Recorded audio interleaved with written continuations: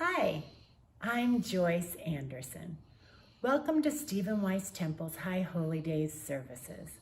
On behalf of our board of directors, I want to extend my gratitude to you for inviting us into your home, your sacred space for these High Holy Days. While we are not together on the beautiful campus of Stephen Weiss Temple, we are now together in your home.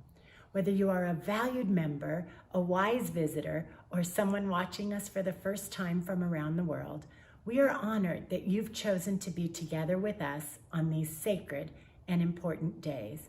It is because of the generous donations made by our members, donors, and guests that these services are possible. We appreciate each and every one of you.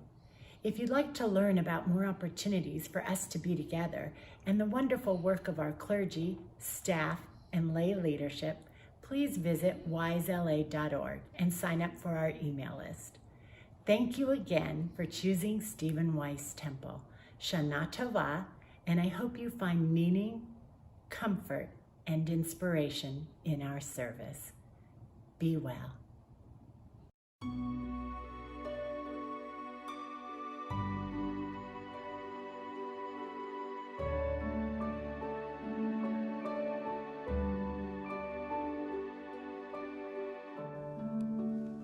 To make space for meaning, sometimes we need to empty ourselves out. At Yizkor, we remember. We pour out our souls. We cry for loved ones who are no longer with us physically.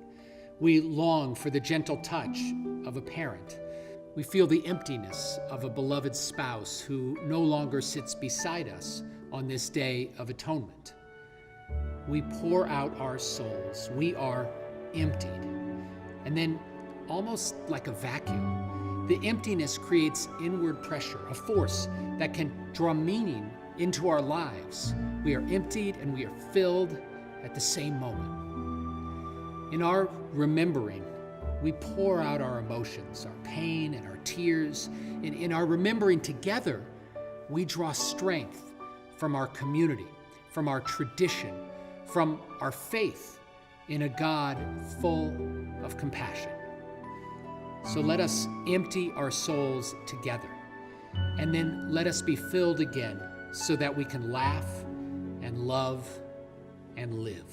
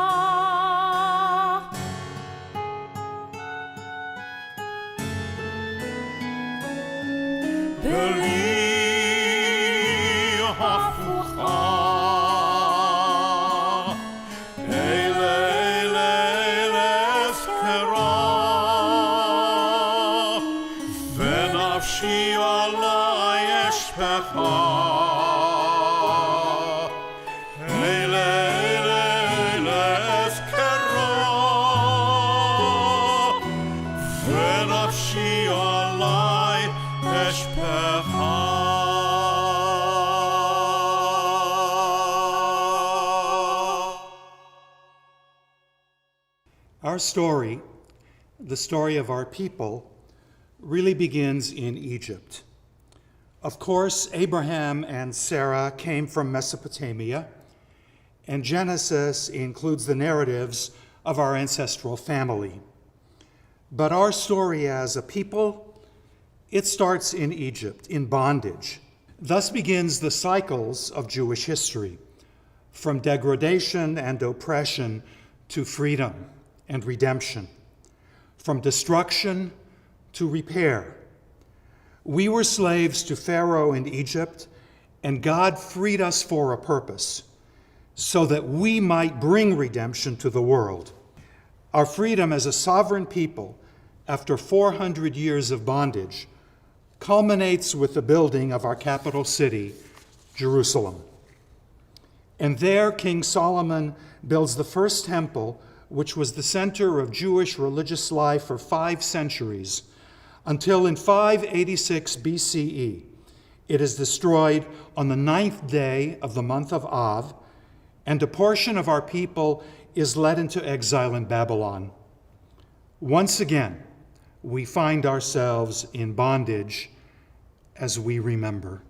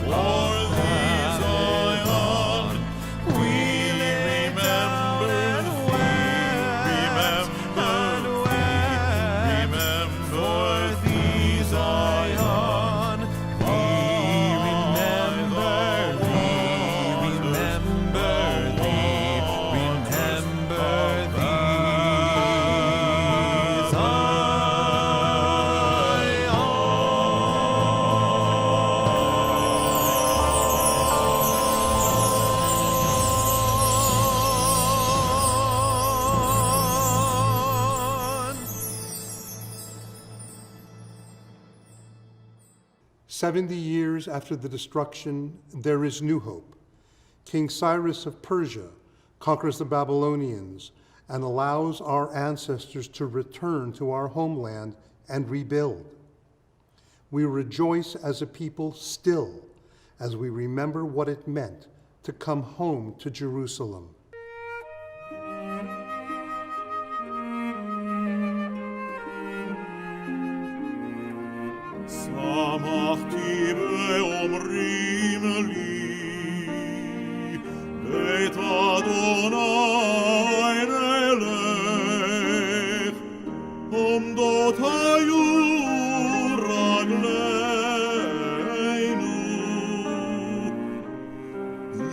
שרייך ירושלים, ירושלים הבנויה, כעיר שחוברה לה יחדיו, ששם עלו שבטיה עדות לישראל, להודות לשם אדוני.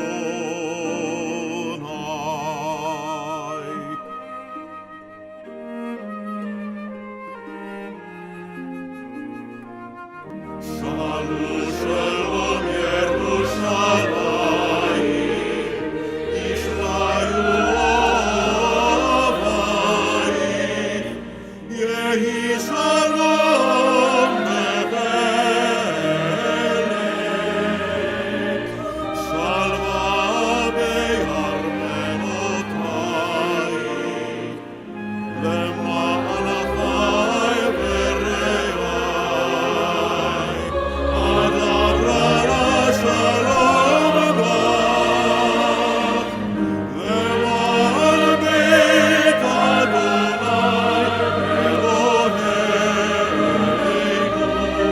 אבקשה טובה. למען בית אדוני אלוהינו,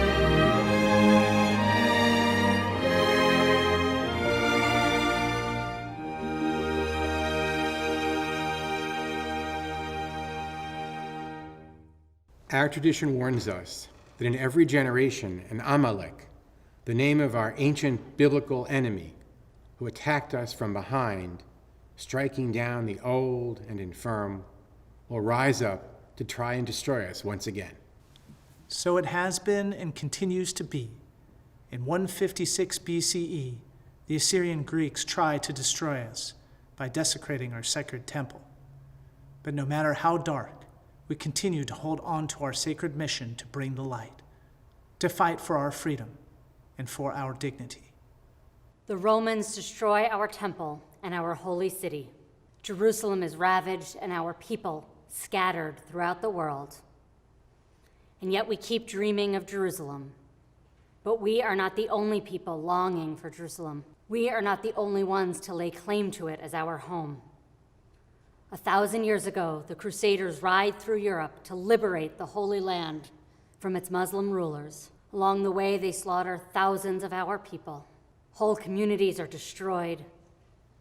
And this is the moment when our communal Yizkor began, remembering loved ones who were lost, synagogues that were destroyed. And instead of giving in to despair, we held on to hope.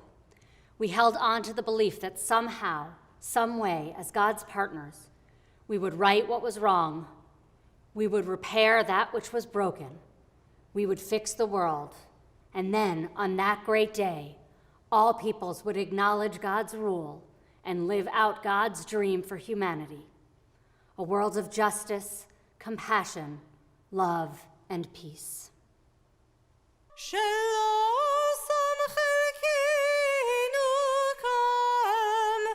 וגורלנו ככל המונם,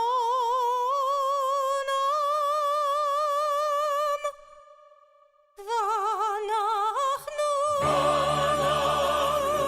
קוראים ומשתחווים ומודים.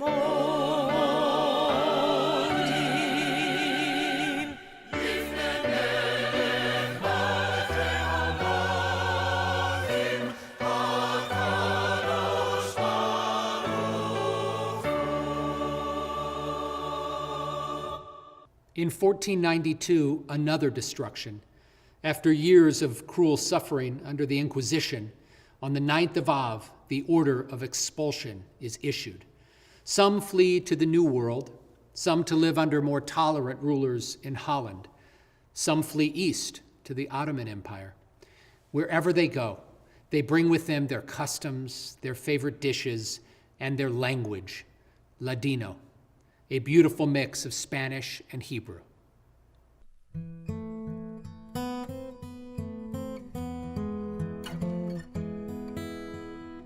Los bíblicos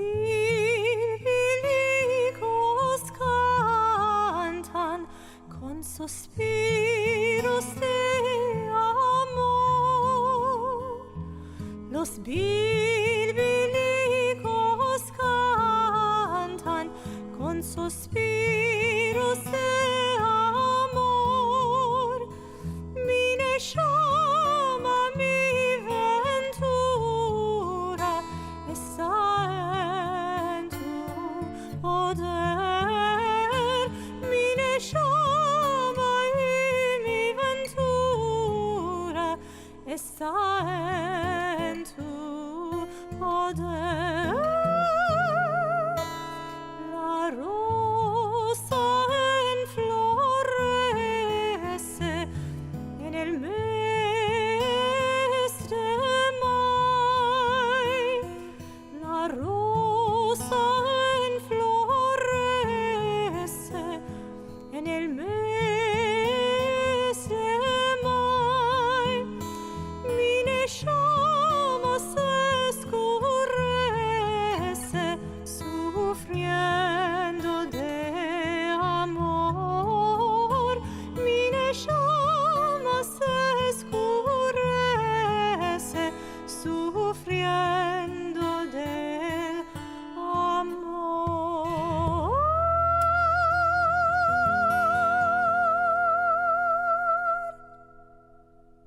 Under harsh, unforgiving circumstances, we find a way to make Jewish life flourish wherever we dwell. We build yeshivas, synagogues, and communities. We compose poetry and song. We build publishing houses and contribute in every way to the societies in which we dwell. And then comes the darkest night our people has ever known. A destruction that makes every previous attempt pale in comparison. Words cannot describe the horror. Our tradition teaches us that a single soul, a single life, is like an entire world. And in an instant, 6 million worlds are no more. 6 million stories, 6 million dreams destroyed. In the face of genocide, there was resistance. Some fought back simply by struggling to survive, and in this, many were victorious. Others took up arms, joining the fight with Allied forces, training secretly in forests, even parachuting behind enemy lines. One young woman, Chana Senesh, gave up her life in the fight, but not before she composed beautiful poems of hope, including this one.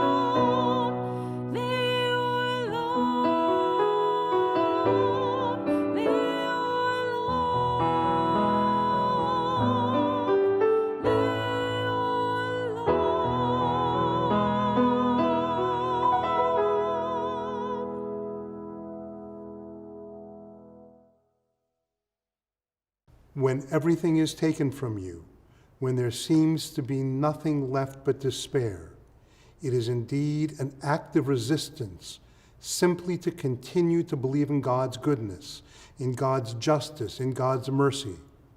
As they were led to the slaughter, many of our people recited the words of Maimonides, Ani Ma'amin. I believe that someday the Messiah will come and all will be right with the world. And even if the Messiah is delayed, I will still believe.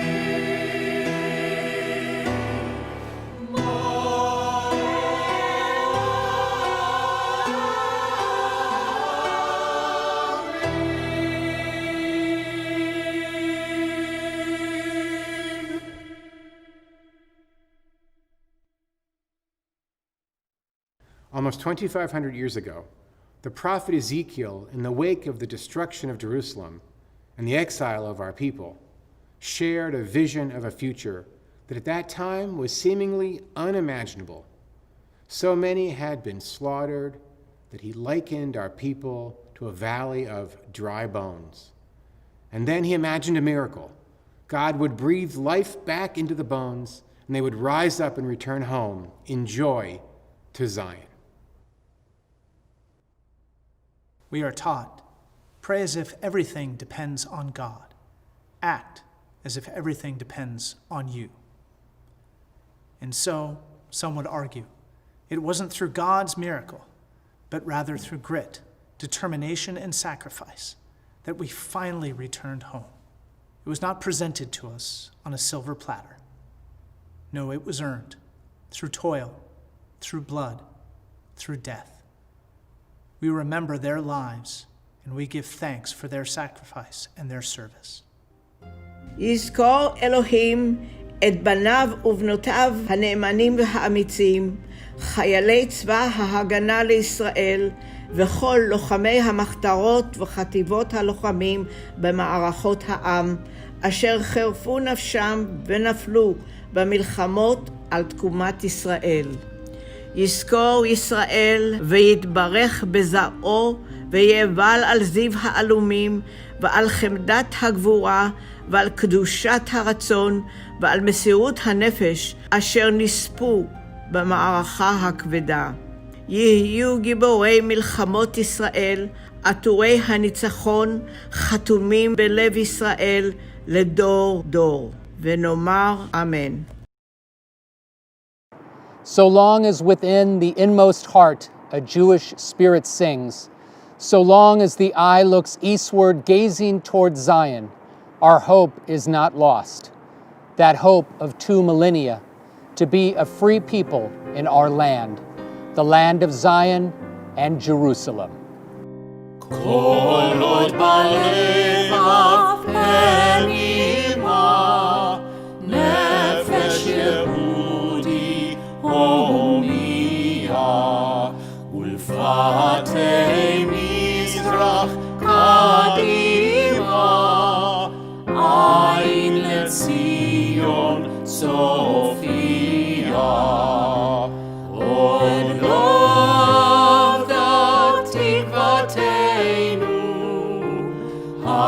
התקווה בת שנות 2000, להיות עם חופשי בארצנו, ארץ ציון וירושלים. להיות עם חופשי בארצנו, ארץ ציון וירושלים.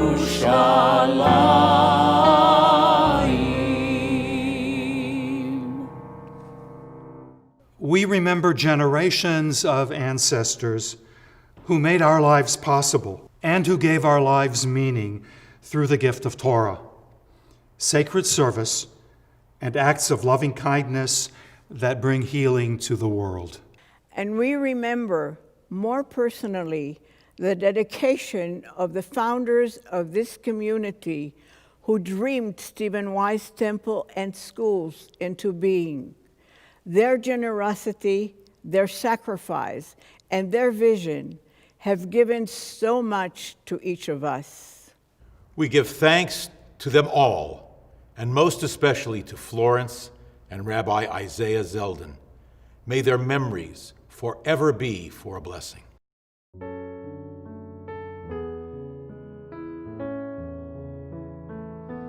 Shiviti Adonai lenegedi tamid ki mimini bol emot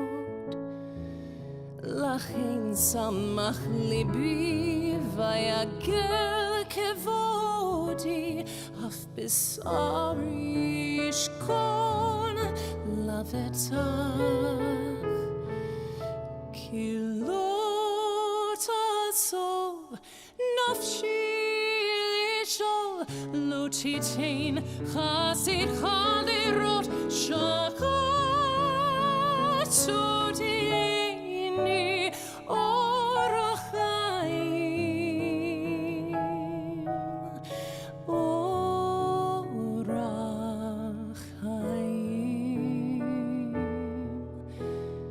sova semachot et panecha neimot bimincha netzach shiviti Adonai lenegedi tamid ki mimini bol emot.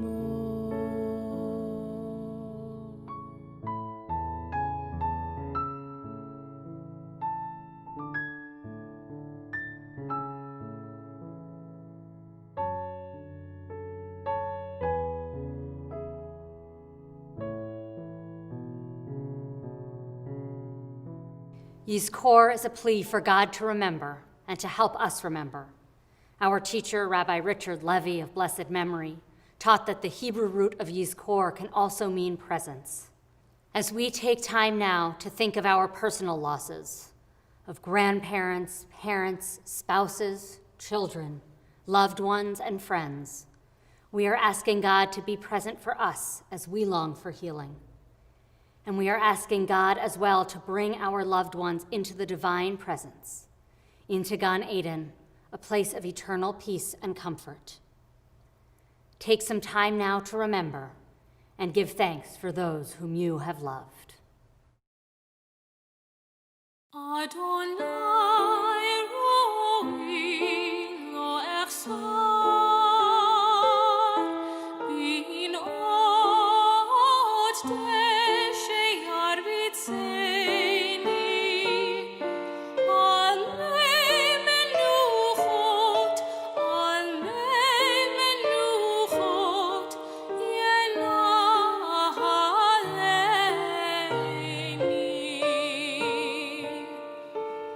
nafshi yeshovev yeshovev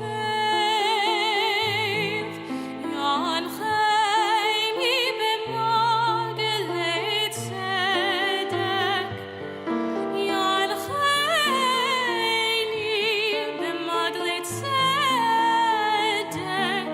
telema'an shemo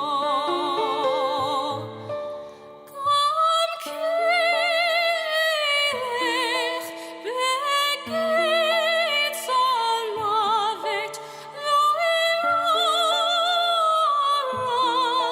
ki ata imadi shivtecha u'leshontecha hemo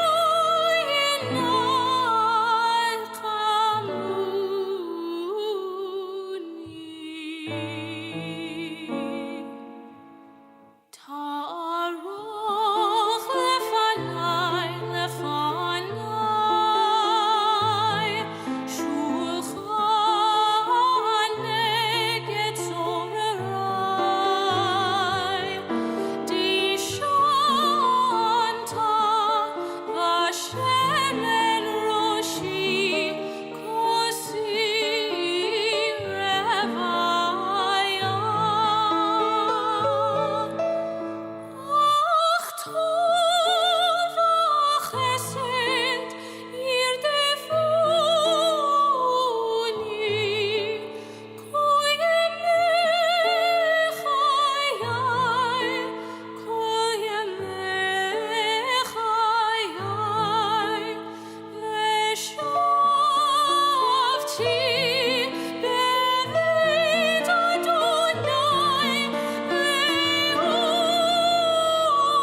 לאורך ימים.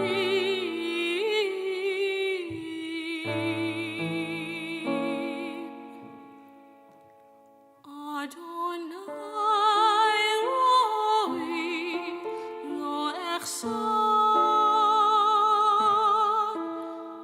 Adonai roi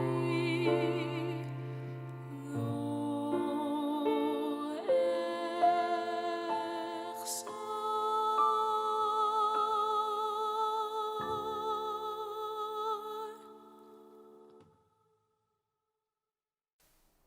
In my old neighborhood, about half a block from home, I could always count on finding John with his rumpled jeans and army jacket, motioning to passing cars at the street corner.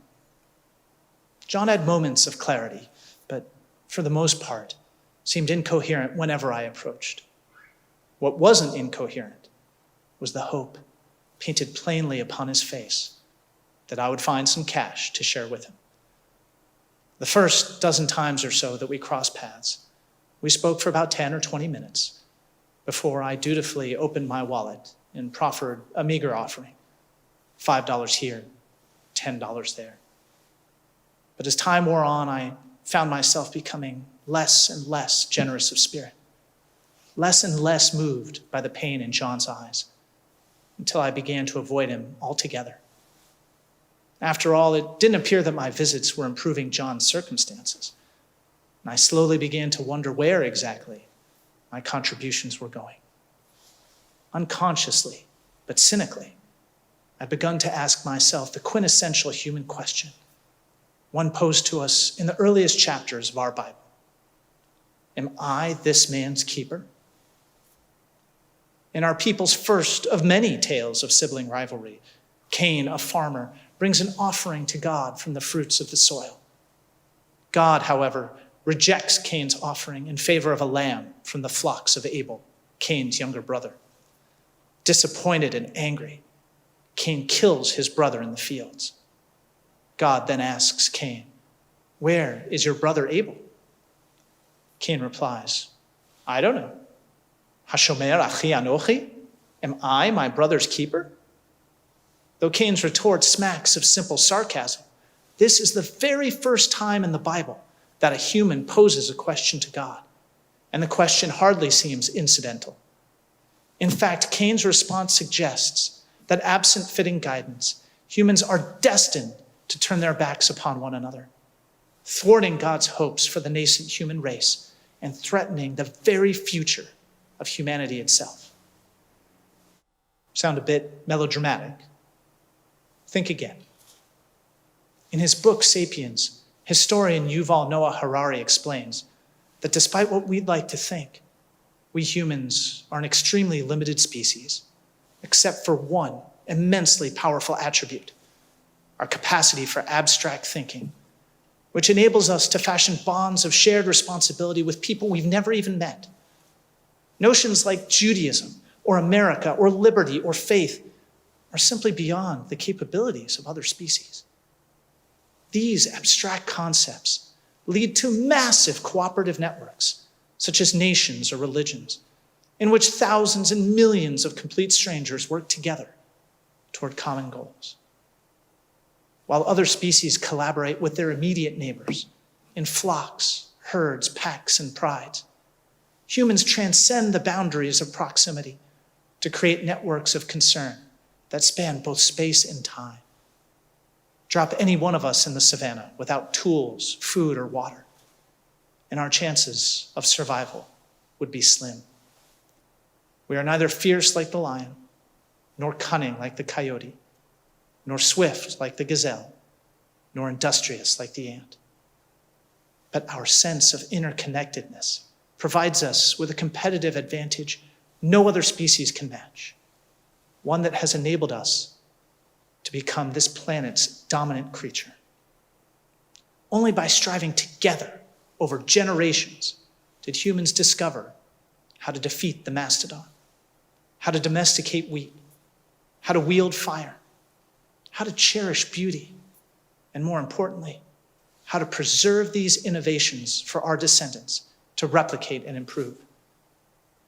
Our ability to cooperate with one another, to care for one another, is the gift of our species and the key to our thriving and survival. And so when Cain asks God, "Am I my brother's keeper?" he's doing something far worse than simply disrespecting God. He's threatening the entire human enterprise. Consequently, God responds, first by punishing Cain for his crime, and next by advancing and affirming a vision for humanity based upon mutual responsibility and love. One that commands us to take personal concern for the welfare of those around us, to love our neighbors as ourselves, to embrace the stranger, to fill the hearts of the poor, the widow, and the orphan with joy, to, as the prophet Isaiah teaches, share our bread with the hungry and take the wretched poor into our homes, to clothe the naked, and to never ignore another in need. Through this vision, Jewish tradition definitively answers Cain's challenge. Yes, we are our brothers and sisters' keeper. If only it were that simple. The many laws contained within the 5 books of Moses, as well as the admonishments of the prophets themselves, illustrate just how difficult it was for our ancestors to live in accordance with this vision. 2,000 years of discovery and achievement haven't made it any easier. But why? What makes it so easy for us to casually set aside our sacred obligations to one another?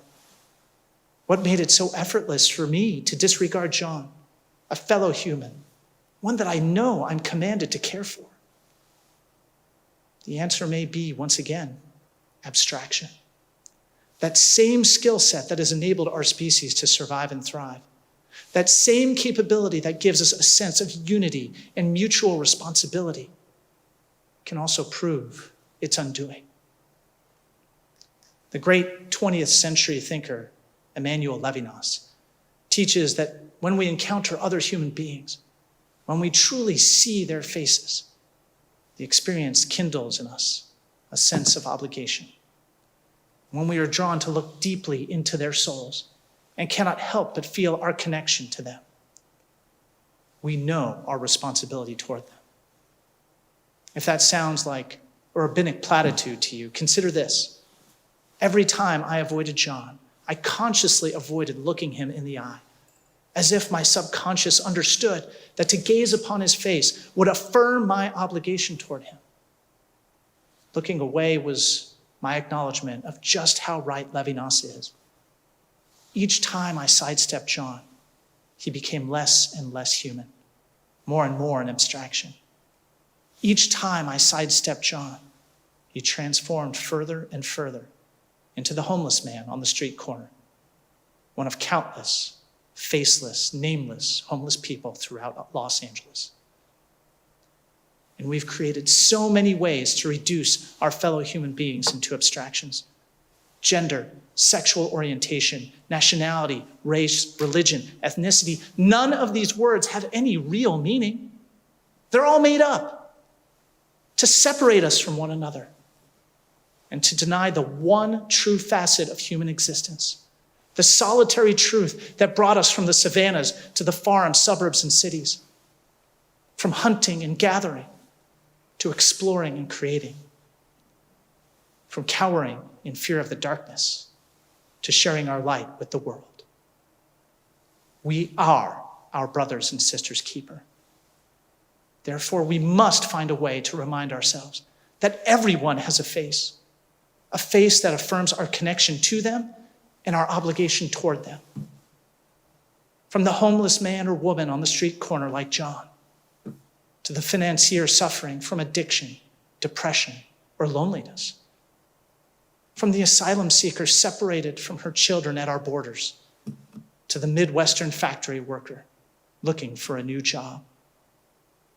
From the families of Jorge Martinez and Mary Lou Armour and others lost to COVID-19 this past year, to the restaurant or bar owner wondering how she's going to pay her mortgage this month. From the families of George Floyd, Breonna Taylor, and other victims of structural racism, to the families of Juan Jose Diaz and Esmeralda Ramirez, and other officers who died in the line of duty. All of them have faces. All of them have names. All of them are our brothers and sisters, and therefore all of them are responsibility. And we cannot look away, even when it's inconvenient, even when it's painful. Being Jewish means being uncomfortable. For no matter where we live, no matter our station in life, John's face still calls out to us. It still disturbs us. Because that's what it means to be our brothers and sisters' keeper. So how do we do it?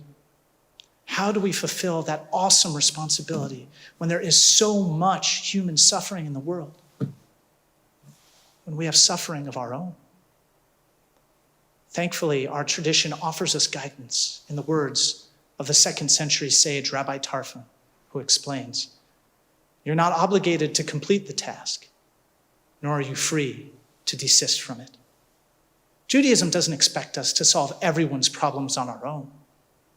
But if we each recognize that the suffering of others is our suffering, if we each lend our considerable gifts, our intellect, our passion, our strength, our wealth, and yes, sometimes our votes to our brothers and sisters in need,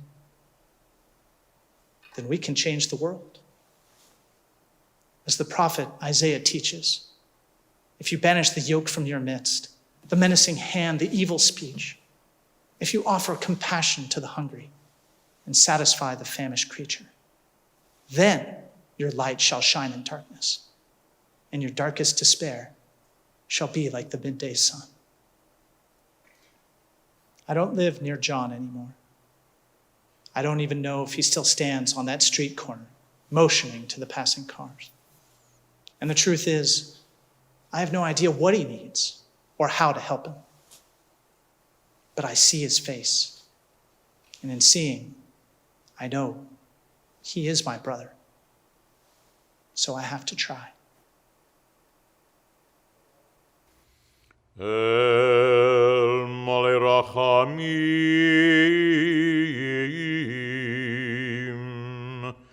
shochein bamromim, hametzei menucha nechona, tachat kanfei השכינה עם קדושים וטהורים כזוהר הרקיע מזהירים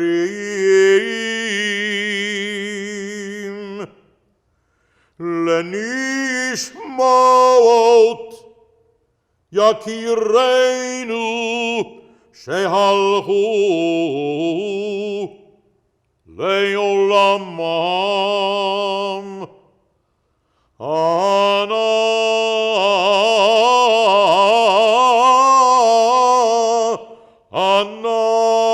בעל הרחמים יסתירם בסדר גנביו לעולמים,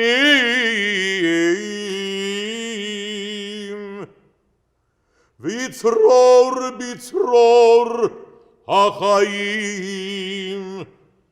את נשמתם, אדוני ונחלתם, וינוחו בשלום.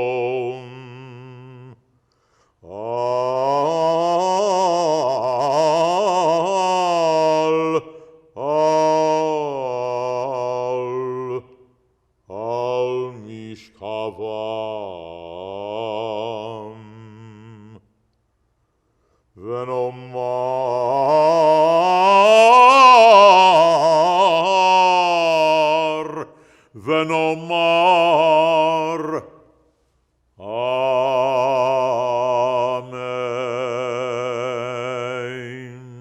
Amen.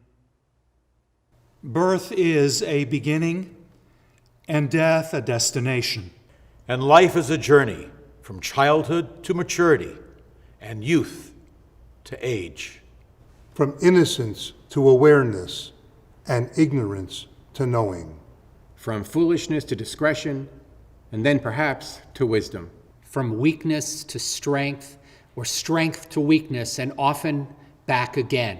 From health to sickness, and back we pray to health again. From offense to forgiveness, from loneliness to love. From joy to gratitude, from pain to compassion. And grief to understanding. From fear to faith. From defeat to defeat to defeat. Until, looking backward or ahead, we see that victory lies not in some high place along the way, but in having made the journey, stage by stage. A sacred pilgrimage. Birth is a beginning. And death a destination. And life is a journey, a sacred pilgrimage to life everlasting. We invite you to rise as you are able for the mourner's Kaddish. Yitkadal v'yitkadash shemei Rabbah, v'alma divrach cherutei v'yamlich malchutei, v'chayechon uvyomechon, uv'chaye d'chol Beit Yisrael, b'hagala uv'izman kariv v'imru Amen. Yehei Shmei Rabbah Mevorach Leolam Olamei Almaya. Yitbarach v'yishtabach v'yitpa'ar v'yitromam v'yitnaseh. V'yitadar v'yitalev v'yithalal shemei d'kudsha b'richu. La'ela ula'ela min kol birchata v'shirata. Tushbechata v'nechemata. Damiran be'alma v'imru amen. Yehei shlama rabba min shemaya. V'chayim aleinu v'al kol Yisrael v'imru amen. Oseh shalom b'imromav. Hu ya'aseh shalom, aleinu v'al kol Yisrael, v'imru, amen. May the source of peace send peace to those who mourn and comfort to those who are bereaved, as together we say, amen.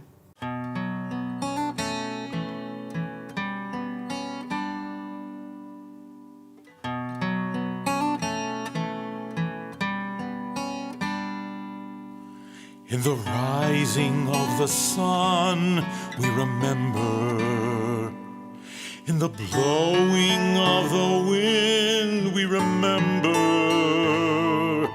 In the opening of buds, we remember. We remember. In the blueness of the sky, we remember. In the rustling of the leaves, we remember. As the year starts and it ends, we remember. We remember. When we're weary and need strength, we remember. When we're lost and sick at heart, we remember. When we've joys we yearn to share, we remember. We remember. So long as we live, they too shall live. They are now a part of us. They are now a part of us. They are now a part of us. Yes, we remember. We remember. We remember.